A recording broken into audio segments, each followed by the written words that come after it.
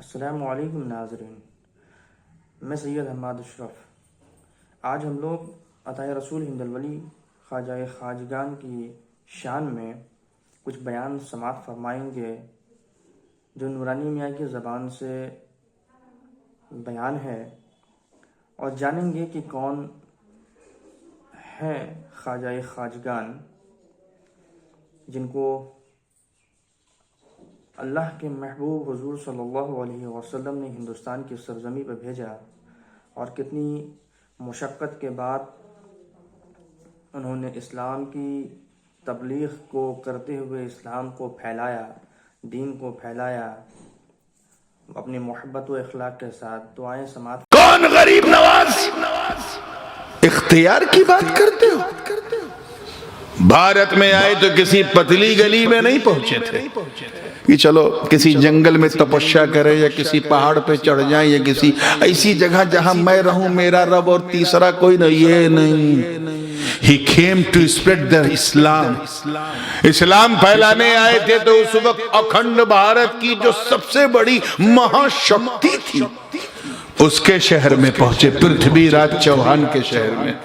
اجمیر کہاں؟ آج بھی اس کے قلعے کے کھنڈرات نظر آتے ہیں جسے غوری نے تہس نہس کر دیا تھا۔ سب سے مضبوط، پاورفل، بلکہ یوں کہا جائے کہ اس اکھنڈ بھارت کی جو راجدھانی تھی اجمیر، وہاں غریب نواز آئے تو ان کے ساتھ چند فقراء تھے، ان کے مریدین و خلفاء تھے۔ جا کر کے ایک جگہ بیٹھ گئے۔ تھوڑی دیر کے بعد راجہ کے سپاہی آئے اور کہا اٹھو اٹھو اے درویشوں فقیروں اٹھو۔ کیوں اٹھیں بھائی؟ اٹھو، یہاں پر راجہ کے اونٹ بیٹھتے ہیں۔ کون بیٹھتے ہیں؟ کہتے بیٹھتے ہیں تو کیا کہیں؟ اٹھو، تم کو اٹھنا پڑے گا، اونٹ بیٹھیں گے۔ سرکار غریب نواز نے بحث نہیں کی، فرمایا ٹھیک ہے میں اٹھتا ہوں، بیٹھا لو، بیٹھے رہیں گے۔ اتنا ہی کہا تھا، بیٹھا لو، بیٹھے رہیں گے، they will remain sit، بیٹھے رہیں گے۔ جب اٹھانے کا وقت آیا تو ہل ہی نہیں رہے، بیٹھے ہوئے۔ خواجہ کی کرامت دیکھو، رات ہو گئی، اونٹ ہل نہیں رہے، بیٹھے ہوئے، نہیں چھوڑا۔ حضور غریب نواز کے لیے ایک جگہ اس نے خاص کر دی کہ ٹھیک ہے بابا ہم آپ سے نہیں لڑیں گے لیکن آپ یہیں بیٹھیں، یہاں سے جائیں۔ اب ظاہر ہے کہ زندگی گزارنا ہے تو پانی بھی ضروری۔ راجہ نے شطرنج کی چال چلی کہ آپ سے کہا کہ بیٹھیں اور انا ساگر پہ پہرا لگا دیا۔ وہ جو ساگر ہے، شوگر، اس پہ پہرا لگا دیا۔ اپنے خادم سے غریب نواز نے کہا کیا ماجے کا حضور پہرا لگا؟ غریب نواز مسکرائے، کہا اچھا یہ کوئی نئی بات نہیں ہے، میرے دادا حسین پر بھی پہرا لگایا گیا تھا، ان پر بھی پہرا لگایا گیا تھا۔ غریب نواز نے حضرت خواجہ فخر الدین سے کہا جا، یہ میرا کاسا لے کے جا۔ کیا کہتے ہیں آپ لوگ اپنی زبان میں؟ پیالہ ہے کہ کاسا ہے کہ مشکیزہ ہے کہ ڈول ہے، جو بھی کہیں لے کے جا، اور شاگر سے کہہ دے تجھے حسن سنجری نے بلایا ہے۔ غریب نواز کے خادم نے کاسا لگایا، کسی نے یہ نہیں دیکھا کہ پانی کہاں گیا، مگر یہ سب نے دیکھا کہ پورا پانی جو ہے وہ کاسے میں آ گیا۔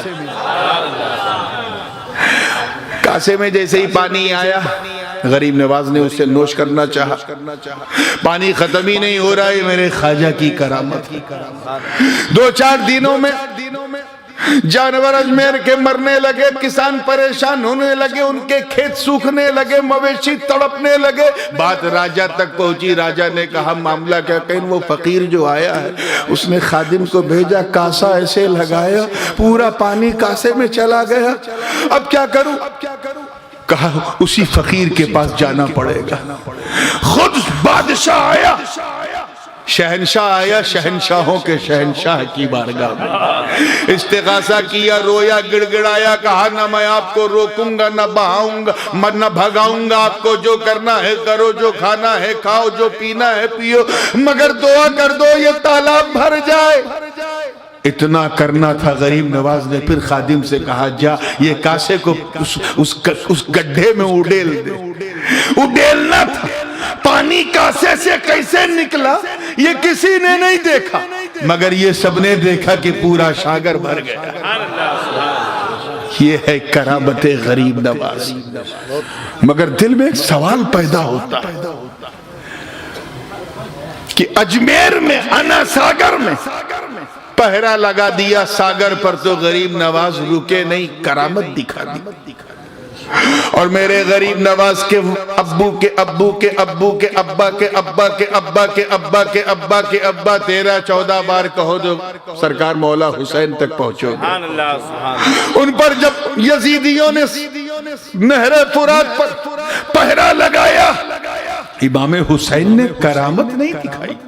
توجہ چاہوں گا, کرامت بولو زور سے نہیں دکھائی. غریب نواز نے کرامت دکھا دی پل بھر میں. امام حسین کرامت نہیں دکھا رہے, صبر کر رہا ہے. عباس کے بازو کٹ گئے مگر صبر کر رہا ہے. قاسم کی جوانی لٹ گئی مگر صبر کر رہا ہے. علی اکبر کا لاشا خون میں نہا گیا مگر حسین صبر کر رہا ہے. علی اصغر کا بچپن چھن گیا مگر حسین صبر کر رہا ہے. اندر اندر ان کا دل کیا محسوس کر رہا ہے لیکن صبر کر رہا ہے. کرامت نہیں دکھائی. خدا کی قسم اگر میرا حسین اگر اپنے بابا علی کی ذوالفقار کو نہر فرات میں گاڑ دیتا, وہیں کربلا کے رن میں گاڑ دیتا تو خدا کی قسم پورا کربلا سمندر بن جاتا.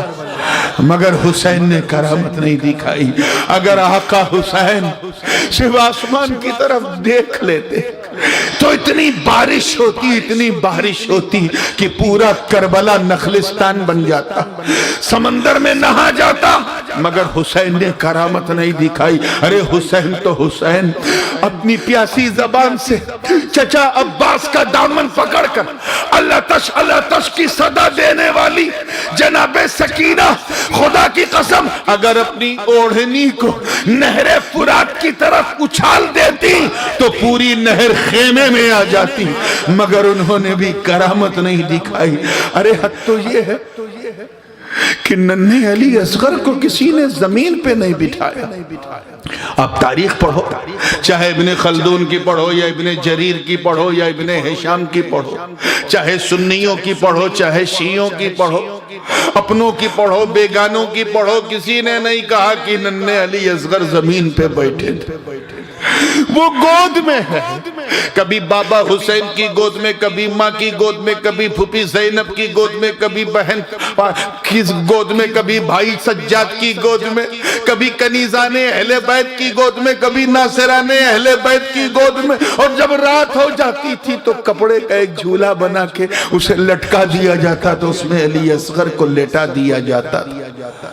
آخر علی اصغر کو زمین پہ کیوں نہیں بٹھایا؟ توجہ چاہوں گا, اللہ کرے یہ نکتہ دل میں اتر جائے. کیوں نہیں بٹھایا؟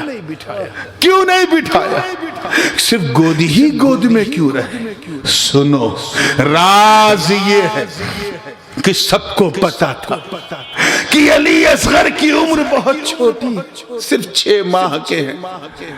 یہ جنگ کرامت دکھانے کے لیے نہیں, یہاں تو صبر دکھانا, استقلال دکھانا, استقامت دکھانا ہے, مقام رضا دکھانا, مقام تسلیم دکھانا ہے. یہاں چمتکار نہیں دکھانا ہے, یہاں تو اللہ کی بارگاہ میں اپنا خراج دکھانا ہے, گردنیں کٹوانا ہے. علی اصغر کو ان مصلحتوں کا گیان نہیں ہے, ان حکمتوں کا علم نہیں ہے.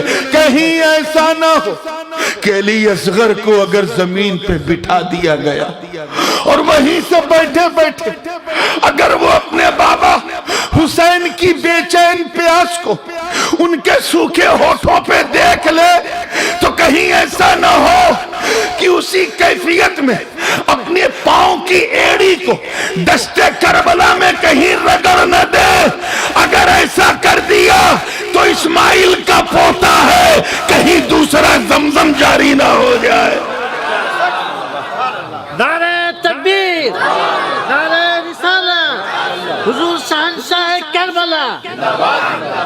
حضور تاج العلماء، حضور تاج العلماء عن وادع اشرفیہ. بات بہت تیزی سے آگے بڑھتی جا رہی، مجھے ختم کرنا ہے، اس لیے سوال ابھی بھی وہیں پر ٹکا. اے آقا حسین، آپ نے چمتکار کیوں نہیں دکھایا؟ کرامت کیوں نہیں دکھائی؟ آپ کے بیٹے بغداد میں کرامت دکھائیں، اجمیر میں کرامت دکھائیں، کچھوچے میں کرامت دکھائیں، کلیر میں کرامت دکھائیں، دہلی میں کرامت دکھائیں، سلہٹ میں کرامت دکھائیں. آقا حسین آپ نے نہیں دکھائی، معاملہ کیا؟ تو رہنمائی ہوئی عالم خیال میں. کہ سن، دونوں کی ڈیوٹی الگ تھی. ہند کے راجہ کی ڈیوٹی اور جنت کے راجہ کی ڈیوٹی اور، دونوں کی ڈیوٹی الگ تھی، اور اس ڈیوٹی میں چھپی ہوئی بیوٹی بھی الگ تھی. دونوں کا ٹارگٹ تو ایک، لیکن ڈیوٹی الگ تھی.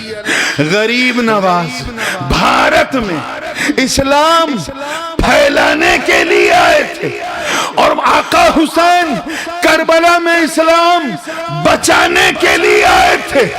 بچانے، پھیلانے کے لیے کرامت ضروری ہے جو خواجہ نے دکھا دیا، اور بچانے کے لیے استقامت ضروری ہے جو حسین نے دکھا دیا.